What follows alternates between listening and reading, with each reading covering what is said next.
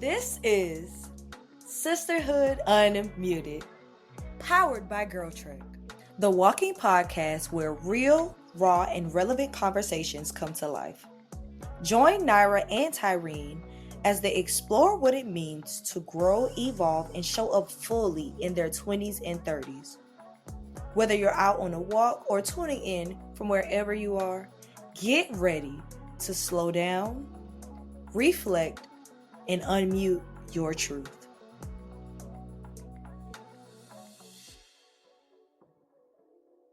Hey y'all, welcome to Sisterhood Unmuted. I'm Tyreen. And I'm Nyra, and we're so excited to get into conversation about the real, the raw, and the relevant. Yes, Naira, I'm so excited. And if you are listening to this for the first time, this podcast was born out of our walk and talks.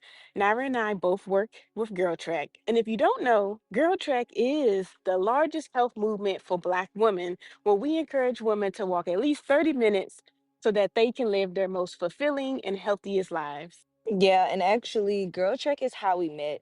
And so me and Tyreen, we met maybe 3 years ago when I was actually an HBCU fellow for Girl Trek. And then Tyreen kind of pulled me on, like, hey, like, I think you would really be a good fit. And so now we're on the same team. And now we are here with you all walking and talking. And doing our best every day to, check in with ourselves and truly be a sister's keeper to one another. So, like Nara said, we do work together and we have weekly check ins. And before we knew it, we were having deep conversations about therapy, healing, and things that we are both working through. And so one of those things we ended up kind of coming together on and realizing like we both kind of had some issues with was the savior complex. So the conversation like hit deep and we realized like no, Tyrene, there's some synergy here. Like honestly, from there we just had authentic conversation, and when the time came up to talk about a podcast and what it looked like for us and what the context of it was, I was like, hey, let's just truly have authentic conversation for what we already were doing in our check-ins and bring it to the mic. And we of course had to start with the conversation that started it all, and that was savior complex. Like Nara said, that is how Sisterhood Unmuted was born.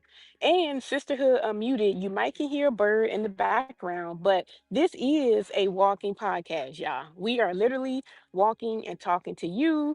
We are doing our 30-minute walk. So each episode is designed for you to walk with us if you can.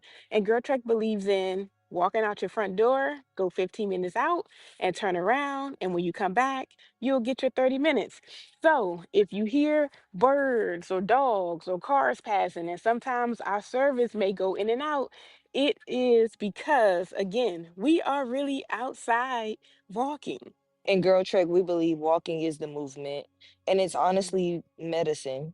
And so, as a Black woman, it's one way that we fight back against what Girl Trek calls the three deadly eyes. So, that is injustice, isolation, and inactivity. So, if you're not familiar with Girl Trek or you haven't joined the movement yet, you can join us at www.girltrek.org, where there's 1+ million women that have already pledged to walk to their healthiest, most fulfilled lives, and we want to count you in for the count as well.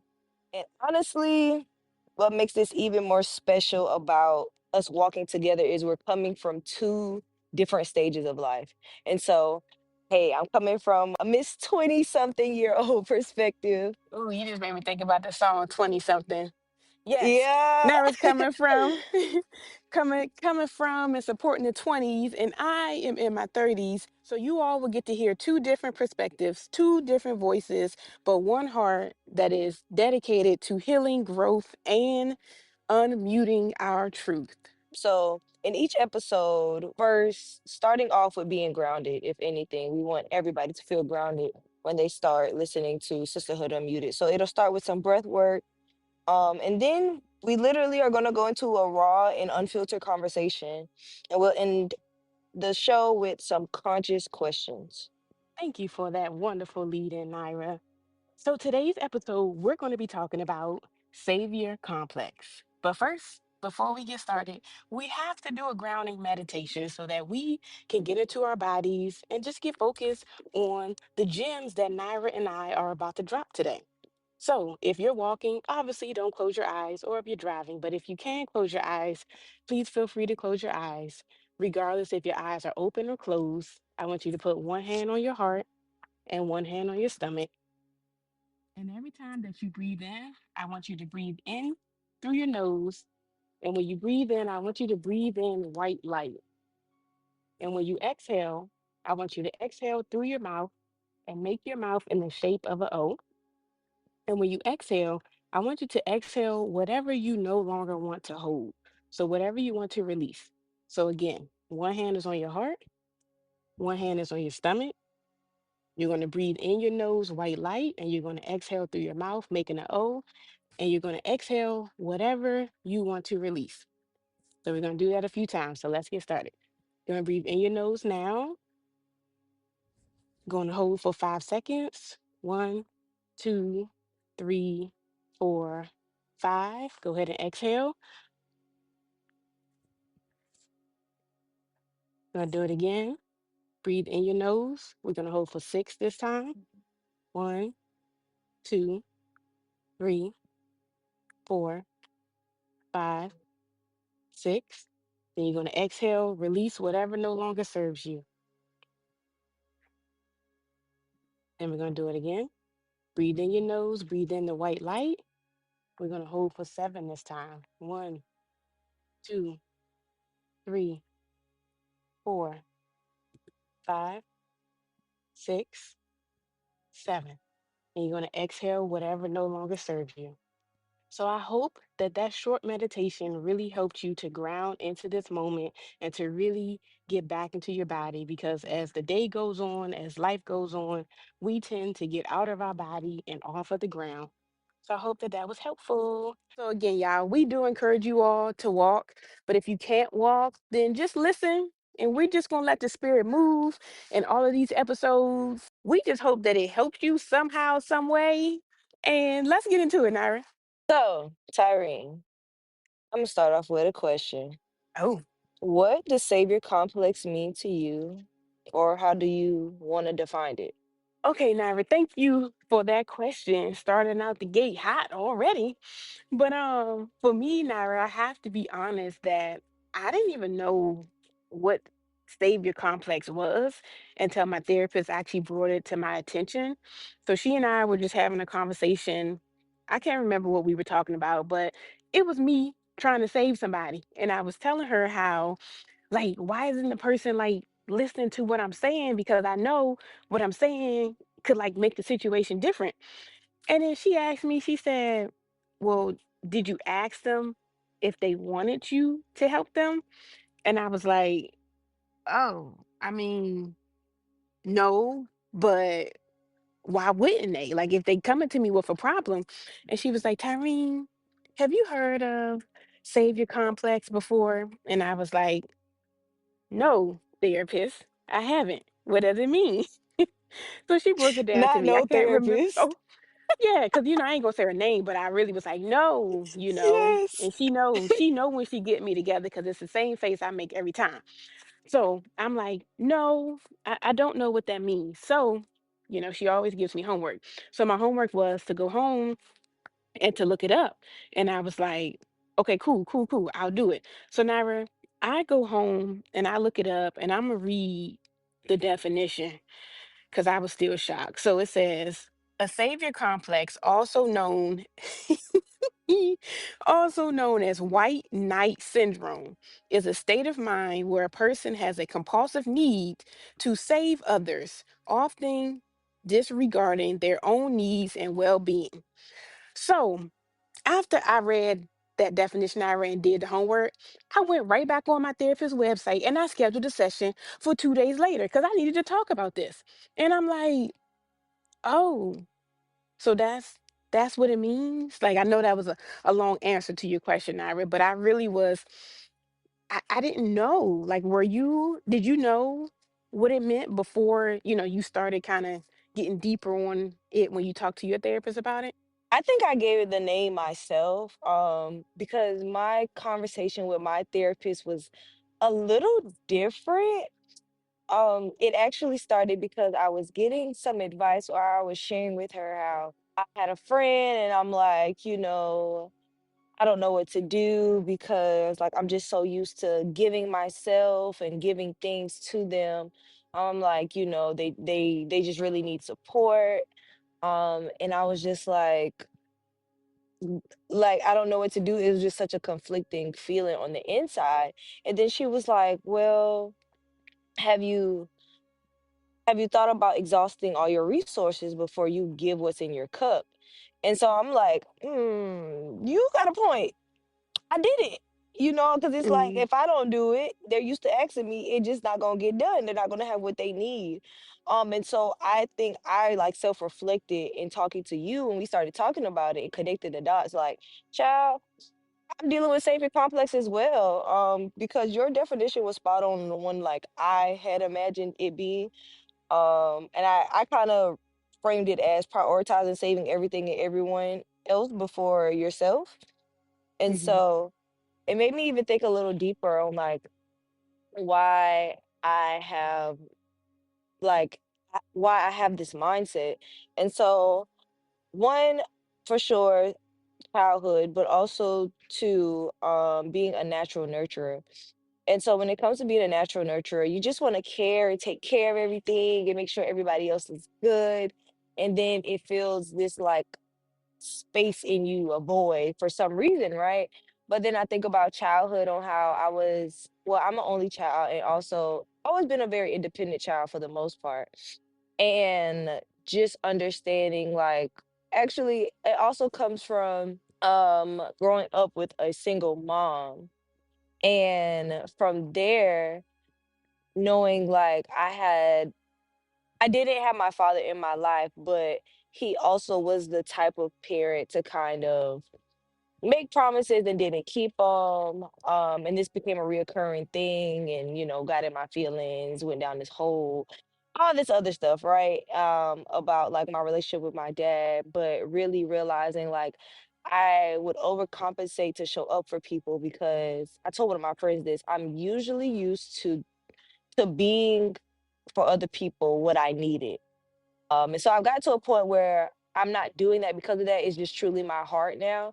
But I'm also learning there is limits to that. But knowing that I can't save everybody, I wish I could because I mean, I just love people. I want to show up. I want to do all the things, but in reality, I don't have the capacity for all of that. And it's not healthy because at the end of the day, I don't want to be anybody's savior because if you're a believer, the savior has already came and saved the world.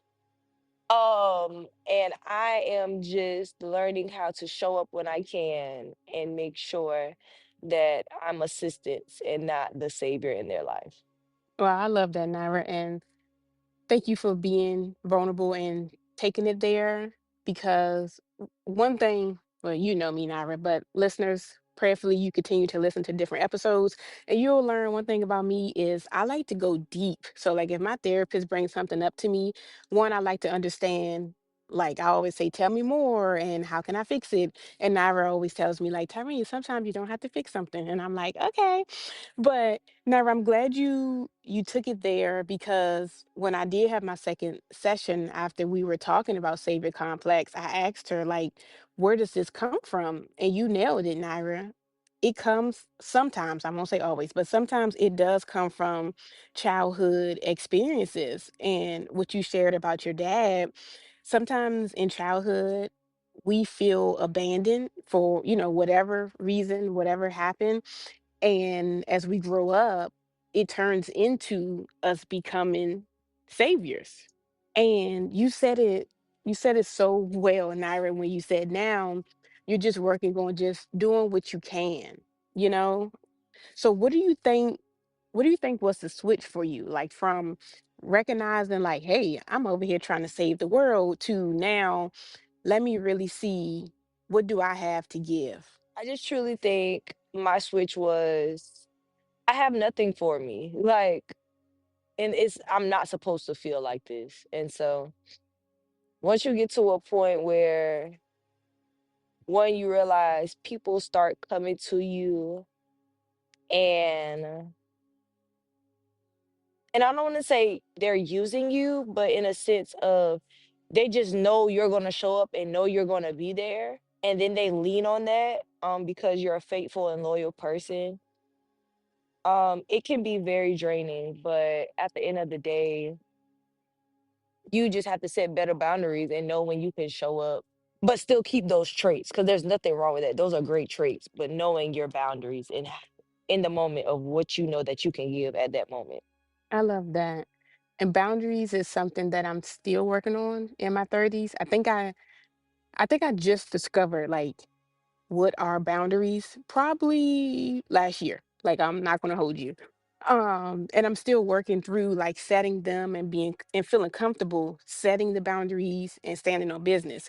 But also, Naira, something that I have to be super transparent about in regards to savior complex.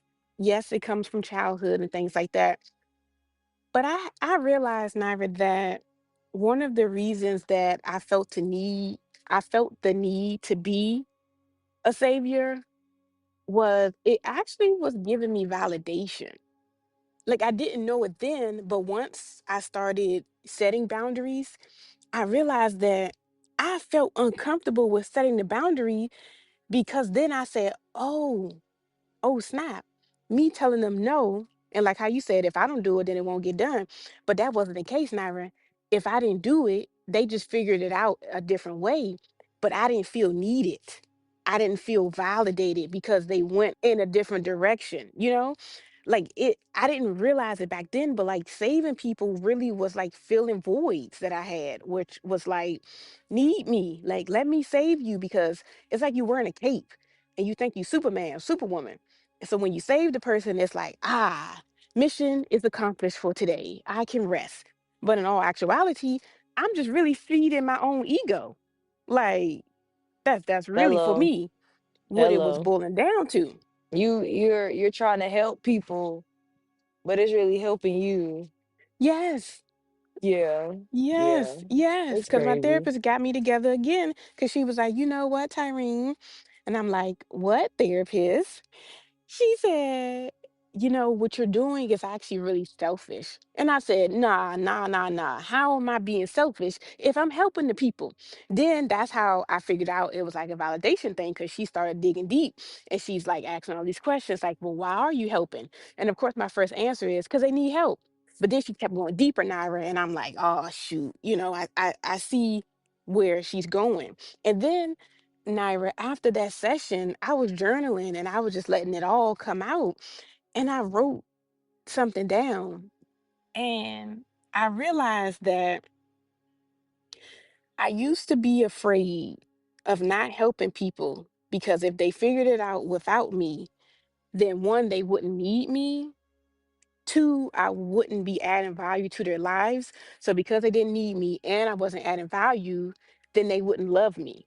And I thought, okay, so this is something deeper, Naira. This means to me, in my thinking, that meant that doing or performance equaled love. So it was like it just started going down a spiral where I realized like, okay, yeah, you're trying to save all these people and all that stuff, and it looks good, it sounds good, but really, sweetheart, you got some things inside that you gotta really tackle and work through. So that's for me, Naira, like really figuring that out and discovering that. I realized that it wasn't savior complex that I needed to, like tackle.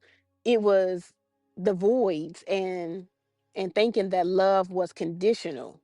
Nothing makes me more happier than hearing other people understand like it's always deeper than the surface. And so to hear you say that, that blessed me. I would say my therapist doesn't give me homework, but after talking about that situation with a friend or whatnot, she would check in with me afterwards and kind of be like, okay, well, how are we doing with saying no? Because that was my homework to learn how to say no, or at least tell people, like, I'll get back with you on that. And even though I may even have a yes for them for whatever they may need me for, but just giving it some time for me to sit with making a decision instead of being ready to, like, oh yeah, let me put it on my calendar. Um, I learned that it was still hard for me to say no, but I got better at not saying yes so fast. So, some progress is better than no progress. And I'm grateful for the little progress, but we're still working on, hey, I'm gonna get back with you on this decision, or I don't know if I can do this. Let me see if I can find another resource to help you out. And so that has blessed me in the season that I'm in as it pertains to the Savior complex for me, Tyrone. Good, Naira. I love that you're seeing progress because progress is great, no matter how big or how small.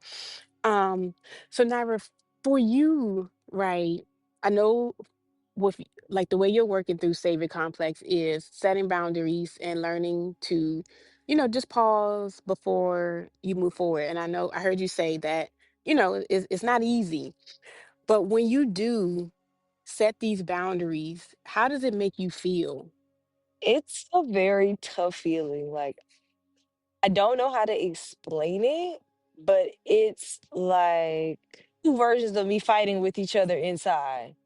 Like, Mm. my nervous system is like, wait, this isn't what we're used to doing. Like, if y'all ever see Inside Out and anxiety is just like acting out, Oh like, yeah. we gotta control this. Like, oh my God, anxiety, let her go. I love that movie, but Yeah. that's a whole nother conversation. That's a good movie. That is not no kids movie, but I digress. Um, but it's like the me that's making the decision to change versus, girl, this is not what we're used to. We're used to stepping up and helping everybody. What are we doing? And so it's a very Mm. conflicting feeling, but honestly, after I make the decision and the day or whatever happens or goes by, I feel good. It may be hard to do, but it feels like a breath of fresh air once I go through with making the decision to set the boundary. I love that. And question for you, right? So when you set the boundary, and let's just say you told the friend, I can't right now. Are you finding that they end up figuring it out before you follow back up to be like, okay, now I'm available? Absolutely. I get a praise report. Mm. How about so and so, and this happened for me, and it all worked out. I'm like, I mean, I know I was going to, but I just want to be Mhm. the one to help you. And I think also too, Tyree, that the whole idea of wanting to be needed as well Mm. has been a portion of my journey too. So Naira, when you were talking, that's where I was going to take it. You said I knew you were going to figure it out, but I wanted to be the one to help you. So when you think, like when you hear yourself say that, and when you think deeper, knowing that savior complex isn't the root of it, right? Where do you think that need stems from? Like you wanted to be the one to help them. I think for me, it starts also. I got a lot of validation for being a good student in school, and if I'm not performing well, like me not saying yes in my mind connected to me not performing well because that's something I'm used to doing and I'm good at it, um, then that connects with my inability to be so hesitant to say no. And so it's like you're not performing well. So there's an issue. That makes Mm. sense? No, I'm girl. Yes, it makes a whole lot of sense. Okay, another question for you. So, do you think that possibly you saying yes or no, do you think that it has anything to do, or do you think it's tied to how you view yourself, like your self-worth? I think my worth can kind of show up in what I can be to other people. So if I feel like if I say no and I can't show up for you how I used to or how I want to, now I feel as if, dang, I'm worthless. But like, girl, no, you're just Mm, setting a boundary and you can't say, and you just can't show up. Like, just going to the mhm. extreme at times. I have noticed that about myself as well. Like my identity or my identity doesn't, I had to realize it doesn't reflect my character. It's just I literally just can't do it. I'm glad you used the word identity, Naira. And before I go there, I agree with you that I too was doing the same thing. I was tying my worth to what I could do for people. And again, that goes back to me believing that love was conditional. Because if you believe that you have to do something in order to receive love, that's how you're going to show up for others. You're going to do things so that they can love you in return. But in all actuality, Naira, you keep nailing it when you're talking about your character and your identity. What I had to really figure out, Naira, and I'm still working through it, right? Is realizing that my identity is who God created me to be. It's not based on my performance. It's not based on getting an A plus. It's not based on excelling during your performance review at work. No, like it's based on how God sees me. So when I go there, because again, y'all are learning with me. I be needing proof. I be needing evidence. I be needing examples. So I go to the Bible because it tells us that, Naira. I can't think of the verse. It's a lot of them, but you probably know the one that I'm talking about that talks about our identity, like our true identity. I mean, in the beginning, the first one that pops up for me is God made us in his likeness and image. So that that's one of the perfect ones in Genesis. When he created man, that's how he created us. So really, if anything, our identity should reflect God's character. As we're talking, like more stuff is just coming up for me because I'm like, whoa, man, like you don't be realizing this sometimes, Naira. Like we create these cycles. And sometimes it's not even us that creates it. It's just we're used to doing something in childhood and then we just keep doing it as we are adults. But it's not until you start doing the work when you realize, hey, this isn't a normal thing. I thought having like savior complex was a normal thing. I just thought like, oh, like that's my assignment, quote unquote. Like that's just who I am. Because as a child, I was the fixer. So as an adult, I continue to be the fixer. Like my therapist told me, in everyone's households, every person has a title, not like mom, dad, or sister, but like an actual title. And my title was fixer. And it's like, wow, when you think about that and you go into adulthood, it's not easy, Naira, to just, switch back and be like, oh, yeah, I'm not a fixer anymore, So, but this was so good, Naira. And I just want to read really quickly just a few signs of savior complex if you are thinking like I might be experiencing the same thing. This is from good old google.com. So it says some signs of a savior complex is the compulsive need to fix problems, self-worth being tied to helping others, neglecting your own needs, believing believing you are the only one, meaning feeling that you are the only one who can fix or help that situation, imposing solutions, resentment when not appreciated. And Naira, I think reading that one alone, it gave me like ding ding ding ding ding like red flags because that was something that I would experience. But now as I'm working through, coming out of savior complex, when I do things for people, if they don't appreciate it, I'm no longer resentful. I'm more like, oh, I did that out of the kindness of my heart. So for me, that's how I'm seeing the change. Have you ever felt like resentful if someone didn't appreciate you saving them? I think I did. I was really big on that as a child. Like I was always the friend Oh. everybody came and talked to. And so I remember I felt like it would be a slap in the face when they just didn't follow through or listen to me. And I'm like, bro, they don't appreciate this. Like, but then I got Mm. older, like you said, and honestly, because I tell a lot of people this. I say anything I do out of love, like I'm not mad. Like I know my heart and my heart is pure when I do things for people. And so I don't even stress about it no more. It at the end of the day, it just says more about their character than what my actions were towards them in love. So Oh yeah, Naira, that's good. That's good. That's real good. And we gonna really dig deeper in some upcoming episodes. But that was that was so good. Listen, I'm here for the real, the raw, and the relevant, man. So y'all buckle up for Okay. the ride. But I want to go into these conscious questions. This is a portion where we just want to leave you all thinking about the topic that we may talk about in our episodes. And so here's some questions from today's episode when we think about savior complex. Have you already started uprooting?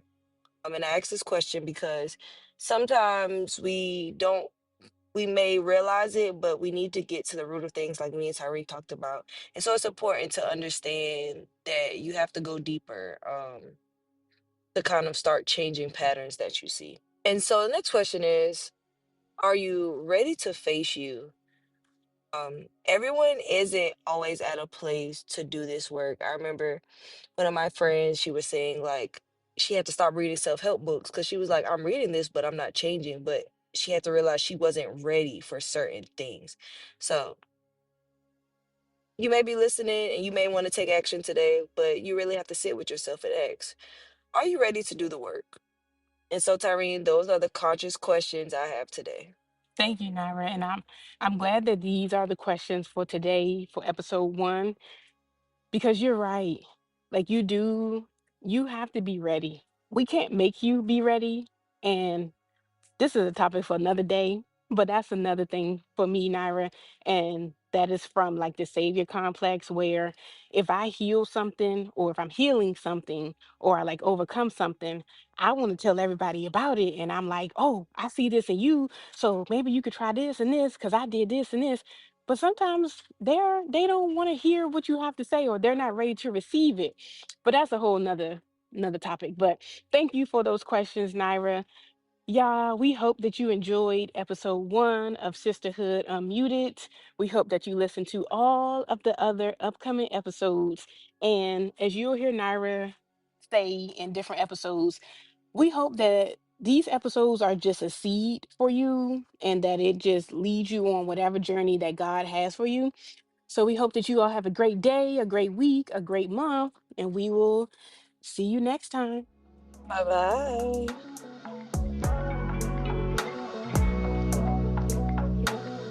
If you are ready for more, don't stop here. The rest of season one of Sisterhood Unmuted is waiting for you inside the Underground app. That's where you'll find the next 7 episodes, connect directly with your host, and join other women who are having real, raw, and relevant conversations. Download the app using the link in the description. Come walk with us.